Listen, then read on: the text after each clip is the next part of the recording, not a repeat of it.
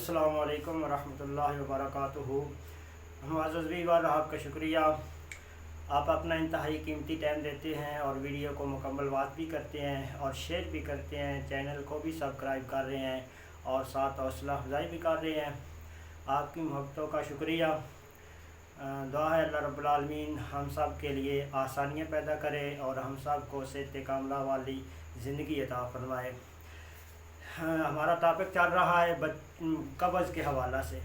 तो आज बात करेंगे, दूसरी वीडियो है बच्चों की कब्ज़। छोटे बच्चे होते हैं 1 दिन से लेकर 10 साल तक, जो भी यानी कि बच्चा इस एरिया में आता है, इस एज में आता है। तो सबसे ज़्यादा जो बात पिछली वीडियो में भी की है वो की है छोटे मासूम बच्चे, दूध पीते नौज़ीदा बच्चे, ठीक है, उनकी कब्ज़। उनको कब्ज़ जब होती है, यानी कि उनकी पोटी नहीं होती, तो वालिदैन बहुत ज़्यादा माँ परेशान होती है।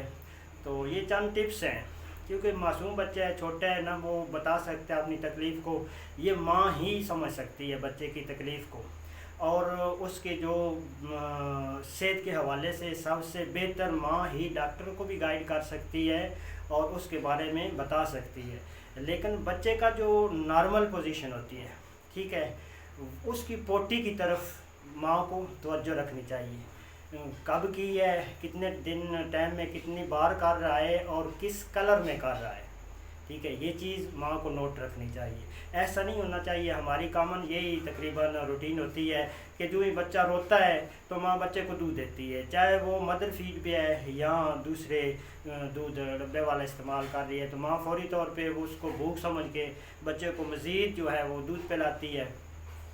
तो बच्चों को भी कब्ज़ हो जाती है। जो बच्चे मदर फीड पे होते हैं, माँ के दूध पे होते हैं, वो तो इंशाल्लाह इस बीमारी से 90% ठीक रहती है। कभी उनको मोशन हल्का सा आ जाता है, पोटी पतली हो जाती है, कभी हल्की सी नरम होती है, सख्त होती है, लेकिन दोनों रंगतें जो होती हैं वो बदलती रहती हैं, पोटी बदलती रहती है, इसका कोई इशू नहीं होता, ठीक है। ये माँ की जो होती है वो सबसे बेस्ट कोशिश करनी चाहिए हम सब को कि मदर फीड पे ले आए। आज हमारा ट्रेंड बन चुका है, ख़वातीन जो है वो बच्चों को दूध देती नहीं है, कुछ का दूध होता ही नहीं है, कुछ का ख़ास कर ये रीज़न बन जाता है कि जो अस्पतालों में डिलीवरी होती है तो वो बच्चे 3 दिन जो हैं वो अस्पताल वाले वो उसको दूसरी फीड पे रखते हैं, तो उन 2-3 दिनों में माँ का जो दूध होता है वो मज़ीद खुश्क हो जाता है। तो फिर माँ का जब दूध हो ही खुश्क गया है तो फिर बच्चा कैसे वो लेगा। ये बस लोग इस मजबूरी में फंसे हुए हैं, या जो मजबूरी में होते हैं कुछ वैसे यानी कि वो चले जाते हैं। तो डॉक्टर हज़रात हैं वो नॉर्मल डिलीवरी जो होती है उसको भी केस में डाल देते हैं, यानी कि ऑपरेट में डाल देते हैं। तो बहरहाल ये माँ बाप जो होते हैं उनको इसके बारे में ख़ुसूसी ख्याल रखना चाहिए। और मदर फीड बच्चे को सेहतमंद ज़िंदगी देती है, और डब्बे वाला दूध जो बाज़ारी दूध होता है, खुश्क दूध होता है, वो बच्चे की सेहत के लिए नुक्स पैदा करता है। कब्ज़ होती है, बच्चे के पेट में कीड़े बन जाते हैं, खदशा नहीं होता, बाद कीड़े बन जाते हैं, उनको फिर पेट में हल्का सा दर्द रहता है। माँ उसको बड़ी मुश्किल से जजमेंट करती है, मुआलिज के पास ले जाती है, तो फिर भी डिग्नोज बड़ा मुश्किल होता है, लेकिन वो होता पेट में दर्द है।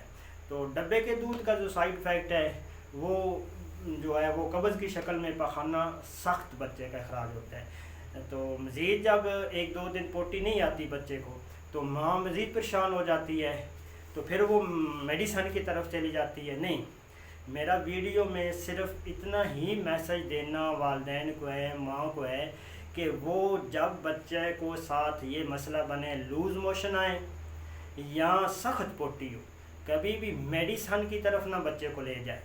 मेडिसन किसी भी मालिज के पास ले जाएंगी तो वो कुछ न कुछ मेडिसन दे देगा, लेकिन नहीं, बच्चे का जो सबसे बेहतरीन ट्रीटमेंट है उसका दूध चेंज करें, ठीक है, उसके दूध के ऊपर तवज्जो दें।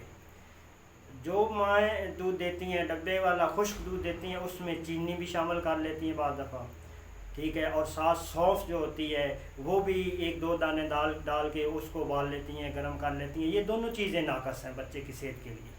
मेडिकल की लाइन में 6 माह तक कोई चीज़ भी मीठी या दूध के अलावा लिक्विड में कोई बच्चे को नहीं देनी चाहिए। बच्चे की सेहत के लिए सबसे बेस्ट ये होता है। خوش تم سینئر ڈاکٹر ذرا کہتے ہیں کہ 1 سال تک نہیں بچے کو کوئی بھی میٹھی چیز کھلانی چاہیے یا کوئی لیکوڈ چیز نہیں دینی چاہیے، لیکن ہم دودھ میں یعنی کہ یہ جو ہمیں پتہ چلتا ہے کہ ہماری دادی ماں نے ایسا کیا، فلاں محلے کی عورت نے ایسا کیا، دائی نے یہ بتایا، تو ان چیزوں کے اوپر ہم آ جاتے ہیں، ان کو مطلب واٹر وغیرہ جو ہوتے ہیں واٹر وہ استعمال کرواتے ہیں، عرق گلاب استعمال کرواتے ہیں، تو وہ کسی حد تک ٹھیک ہے، لیکن زیادہ ان کو نہیں کرنا چاہیے۔ صرف اور صرف اگر بچے کو پیٹ میں درد ہے، لوز موشن ہے، یا پاخانہ نہیں پوٹی آ رہی یا پوٹی سخت ہے، تو اس کا دودھ جو ہے، خوراک جو ہے، اس کو نوٹس کریں، ٹھیک ہے۔ خشک دودھ ہے، اگر آپ 2 چمچ اس میں دودھ لے کے پاؤڈر کی وہ استعمال کر رہی ہیں تو 1.5 کر لیں، یعنی کہ اس میں کمی بیشی کریں، ابال کے کمی بیشی کریں۔ اگر آپ دوسرا دودھی کا دودھ جو ہوٹلنگ کا دودھ ہوتا ہے وہ استعمال کر رہی ہیں، بھینس کا ہے، گائے کا ہے، وہ دودھ ہے، تو اس دودھ میں تبدیلی کرے تو انشاءاللہ جو پریکٹیکل مجھے یہ چیز ملی ہے، لوگ پوچھتے ہیں، میڈیسن باقاعدہ لیتے ہیں، لیکن ان کا فائدہ نہیں ہوتا۔ میں تو سب کو پہلے یہ مشورہ دیتا ہوں کہ آپ 2-4 دن اس کا دودھ بدلیں، اس کی خوراک بدلیں، تو انشاءاللہ آپ کا مسئلہ حل ہو جائے گا۔ اور بچے کو اس حد تک یعنی کہ پاخانہ سخت ہو جاتا ہے کہ بچہ جب پوٹی کرنے تو جاتا ہی نہیں ہے، جب وہ جاتا ہے تو وہ خوف زدہ ہوتا ہے، اس کو درد ہوتی ہے، پوٹی کرتے ہوئے اتنا ہارڈ پاخانہ ہوتا ہے، تو پھر اگلی صورتحال یہ بن جاتی ہے کہ چھوٹے بچوں کو یہ بھی بتایا گیا کہ بواسیر تک چلی جاتی ہے، یعنی کہ بلیڈنگ ہوتی ہے، وہ بچے ضدی ہو جاتے ہیں، پاخانہ جب پوٹی کرتے ہیں تو ان کو درد ہوتا ہے، جب ان کو درد ہوتا ہے تو پھر وہ مزید پاخانہ روک لیتے ہیں، پوٹی روکتے ہیں۔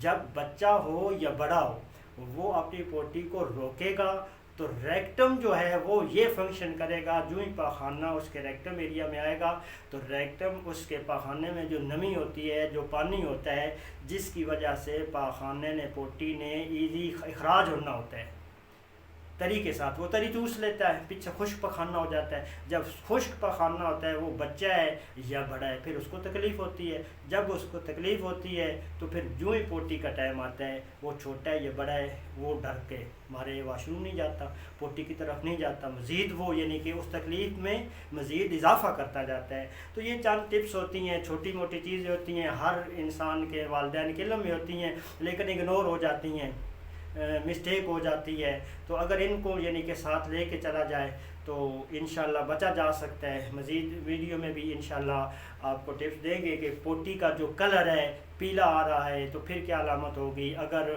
زرد دوسرا ہرا آ رہا ہے تو پھر کیا اس کی علامت ہوگی، اگر تھوڑا سا بلیک آ رہا ہے تو پھر اس کی کیا علامات ہوگی، ٹھیک ہے، اگر بچہ یعنی کہ ٹانگیں اٹھا کے روتا ہے تو پھر اس کی کیا علامات ہوگی۔